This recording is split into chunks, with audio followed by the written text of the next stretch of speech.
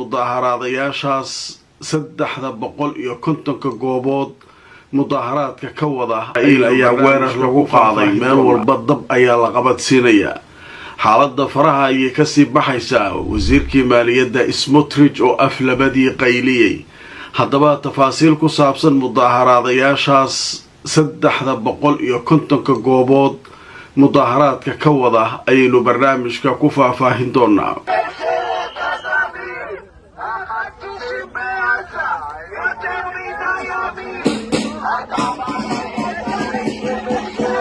waxaa sidoo kale barnaamijka aynu kusoo gudbin doonaa warar ka imanaya dhanka wadahadallada ay wadaan Masar iyo Qatar oo la sheegayo in hindise cusub arinta Gaza ku saabsan ay wadaan haddaba tafaasiil ku saabsan hindisaha cusub ee nabadda isna barnaamijka ku faahfaahin doonaa waxaa sidoo kale barnaamijka qaybaha dambaanidi kugu soo gudbin doonaa Xuutiyiinta oo goordhow faahfaahin ka bixiyay weeraro xalay Israa'iil ay ku qaaday magaalada Sanca iyo goobo ka agdhow xaaladda oo faraha ka baxday iyo Xuutiga oo wacad ku maray inaanu marnaba joojin doonin weerarada uu ku hayo Israa'iil inta Falastiin weerarka lagu hayo haddaba tafaasiil ku saabsan warbixinadaas ayaynu saakay barnaamijkeena ku faahfaahinaynaa inta aan ku jirnana wixii ku soo dhawaada barnaamijkeennii ugu horeeyay maanta oo axada waxaynu ku bilaabaynaa saakay wadooyinka iyo meelo kala duwan oo Israa'iil ayaa dab la qabadsiinaya mudaaharaadayaal ciil qaba ayaa isu soo baxay dowladana ciil u qaba iyagoo doonaya in la joojiyo dagaalka Gaza heshiisna laga gaaro isdhaafsiga maxaabiista iyadoo maanta ay tahay 17 bisha oo maalinkii ay ku baaqeen in markaa la samaynayo shaqo joojin ballaaran iyadoo ay isla gariirtay Israa'iil saakay sida wararku ay sheegayaan haddaba wararkii ugu dambeeyay ayaynu arrinka idiin faahfaahinaynaa mudaaharaad ayaa wuxuu ka dhacayaa 350 goobood oo gudaha Israa'iil ka tirsan warbaahinta Israa'iil ayaa goordhow sheegay in mudaaharaadka uu hareeyay meelo kala duwan ilaa 350 goobood waxaana la sheegay in mudaaharaadayaashu ay xireen wadooyin iyagoo dalbanaya in maxaabiista la sii daayo dagaalka Gaza ka socdana la joojiyo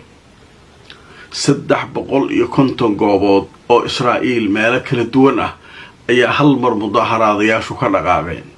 abaabul xoog laha socda wadooyinkii waa la xaray sheekadu marka way socotaa haddaba markaan idin soo warbixin kale oo iyaduna arrinka ku saabsan Al Jazeera waxay mar kale qoraysaa waxay leedahay mudaaharaadayaal ayaa waxa ay ku mudaaharaadayaan afaafka hore guryaha wasiirada Israa'iiliyiinta iyadoo sidoo kalena la sheegay inay xireen wadooyinka si markaa iyagoo dalbanaya in la isdhaafsado maxaabiista dagaalkana la joojiyo haddaba mudaaharaadayaal ayaa maanta axada waxay gooyeen wadooyinka waaweyn ee Israa'iil waxayna isugu soo baxeen afaafka hore guryaha wasiirada iyagoo markaa dab qabadsiinaya wax alla waxay ay arkaan waxayna codsanayaan in xukuumadda ay markaasi ka shaqayso isdhaafsiga maxaabiista oo heshiis laga gaaro warbaahinta Israa'iil ayaa waxay sheegaysaa tobanaan mudaaharaadayaal ah inay isugu soo baxeen afaafka hore guryaha wasiirada gaar ahaan wasiirka difaaca Israa'iil Katz wasiirka arrimaha istiraatiijiyadda Ron Dermer wasiirka waxbarashada Yoav Kish wasiirka arrimaha Jilil Ishaq Raslov waxaana ay sheegeen in loo baahan yahay inay qayb ka noqdaan sidii loo dhamayn lahaa dagaalka iyo dhibaatada halka ka taagan marka waxaa dhacay halkaas marka waxaa soconaya maanta mudaaharaad wadooyinka la gubaya wasiirada hortoodii hadda marka waxaa leeyahay dadkii aad ay u caraysayeen xukuumadda hadda kadib waxay leeyihiin waxaan kula hadlaynaa luqad adag ayaanu kula hadlaynaa ay leeyihiin oo maaragtay xukuumadda luqadaas ay fahmayso ayaan maaragtay kula hadlaynaa haddaba marka warbixinta way sii socotay goordhow warbixin soo dhacday waxay sheegaysaa in la xiray 5 ka mid ah Israa'iiliyiinta iyagoo ku guda jira mudaaharaadka ay ku dalbanayeen joojinta dagaalka haddaba hay-adda wararka u faafisa Israa'iil ayaa waxay sheegtay in 5 ka mid ah dadkii mudaaharaadayay in booliiska ay qabteen oo ay xireen marka shana hadda la xiray, kuwo kale waa lasii xiri doonaa. 350 goobood wadooyinkii meelihii dadku ay marayeen wixii oo dhan kow ayaa la siiyey. haddaba markaan idin tuso video laga soo duubay dadkii oo qaylinaya wadooyinkii dhan gooyay, baabuurtii oo madaxa iskula jirta. xaaladdu marka waxaa leeyahay maanta waa xaalad aan caadi ahayn ayaa ka jirta Israa'iil.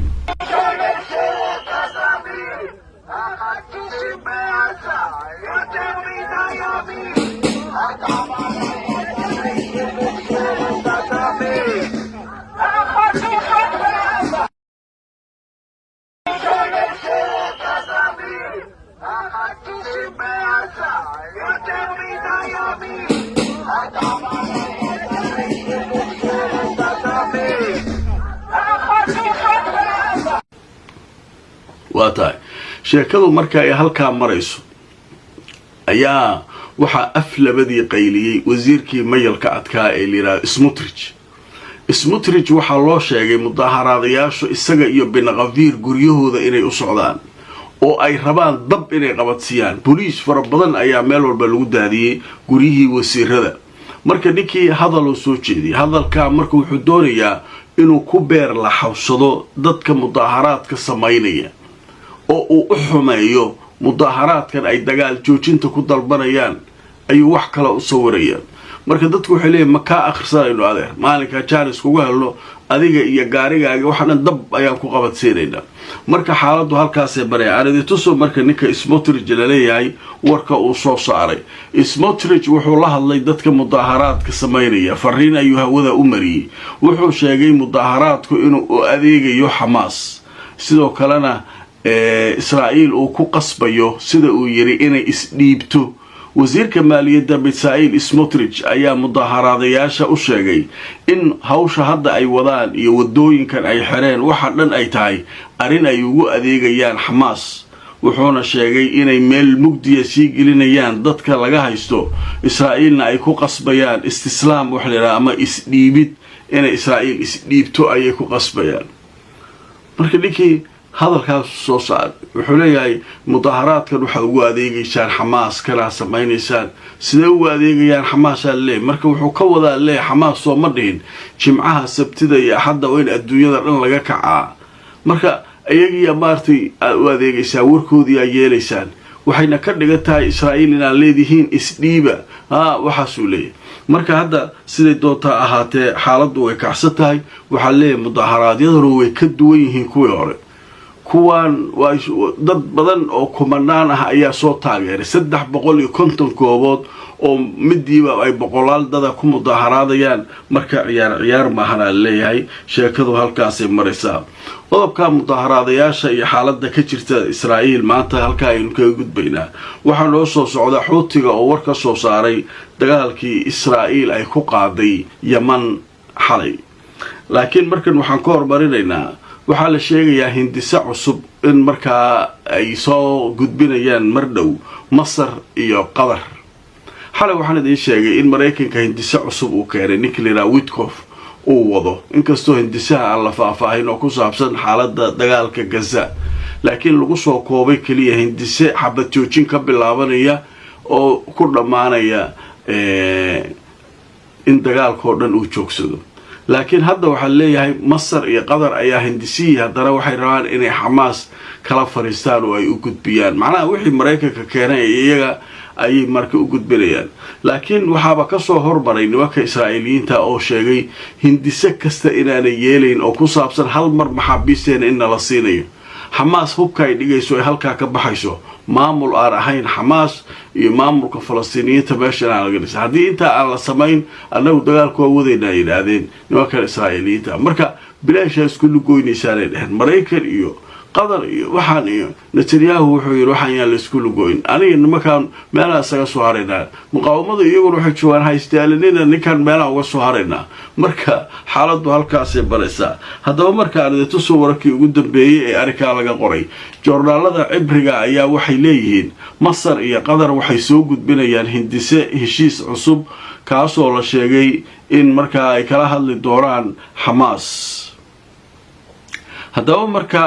warbixinta oo sii socotay waxaa leeyahay jiradda la yiraahdo Haaretz ee laga leeyahay Israa'iil ayaa xalay waxay qortay in Masar iyo Qatar oo laba dhexdhexaadiyaal ah ay markaa kala arisanayaan xarakada Xamaas iyo Israa'iil hindise cusub oo ay wadaan oo ku saabsan sidii maxaabiista loo deyn lahaa dagaalkana loo joojin lahaa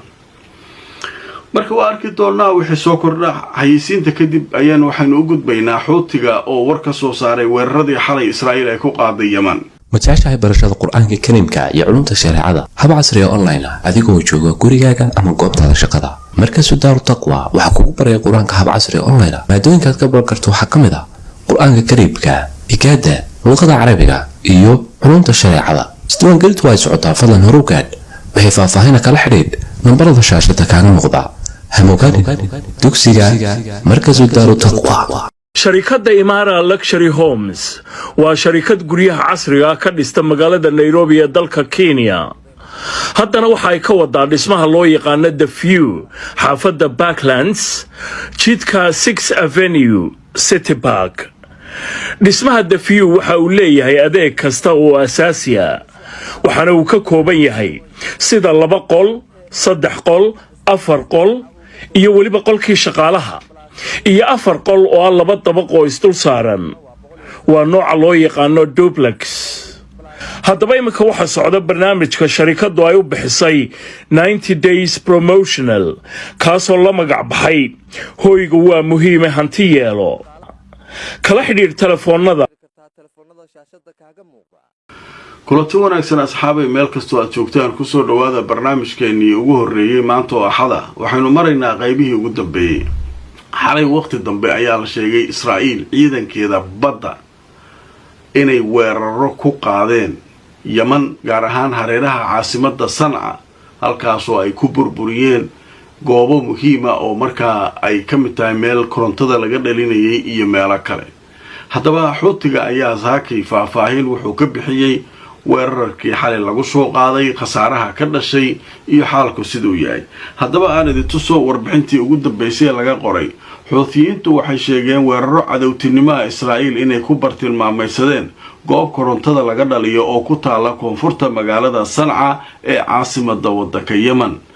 jamaacada Xuutiyiinta dalka Yemen ayaa maanta axada waxay faahfaahin ka bixiyeen weerar cadawtinimo oo Israa'iil la sheegay inay ku bartilmaameysatay xarun korontada laga dhaliyo oo markaa la yiraahdo Xasiis la yiraahdo taasoo markaa magaalada Sanca dhanka koonfureed kaga beegan telefishinka Al-Masira la yiraahdo taageera Xuutiyiinta ayaa wuxuu sheegay in weerarkan Israa'iil uu bartilmaameysaday xarunta korontada laga dhaliyo ka tirsan gobolka Sanxaan ee ku yaala koonfurta caasimadda Sanca haddaba warbixino laga helay dhinaca Xuutiyiinta waxay sheegayaan in xarunta korontada ay shaqadii joojisay maadaama weerarka lagu soo qaaday uu dhibaato u geystay dhanka kale ciidanka Israa'iil ayaa iyaguna waxay sheegeen afayeen u hadlay oo la yiraahdo Afakhay ad-Ra'i in markaasi ay weerareen goobo waddanka Yemen ku yaala gaar ahaan magaalada Sanca iyadoo arkaan ay ka qayb qaateen ciidankooda badda ay weerarada Israa'iil ay fuliyeen marka Xuutigu marka laakiin wuxuu ku hanjabayaa wuxuu leeyahay annagu waxaan lagula diriraa joojiya weerarkan ugu haysaan aan Falastiin iska duqayn ma yeeleyneen waxa rabtiinkeena weerar kastoo lagu soo qaadaan ma joojineen waa ku fashilanteen inaad meelaha gantaalaha iyo waxaan ka soo ridayno aad duqaysaan marka waa imaanaysaan meelihii shacabka duqaynaysan korontadii iyo dekadihii waxaas marka waxay yiraahdeen annagu marnaba ma joojineen waxa rabtiin sameey inta tabarteena maalinka idin soo gaarnaba nagtaadi ka saarayna marka xalku halkaasoo maraa Xuuti iyo Netanyahu way u tuurata iyaguna haddaba wararkii ugu dambeeyay ayaa ahaayeen kuwaasi barnaamijkeennii ugu horeeyay maanta oo xadana inta ayaan ku soo gabagabaynaynaa wixii warar ee soo kordha barnaamijyada dambe ayaanu idin kula socodsiin doonaa akhyaaray barnaamijka la gareeyo oo sheer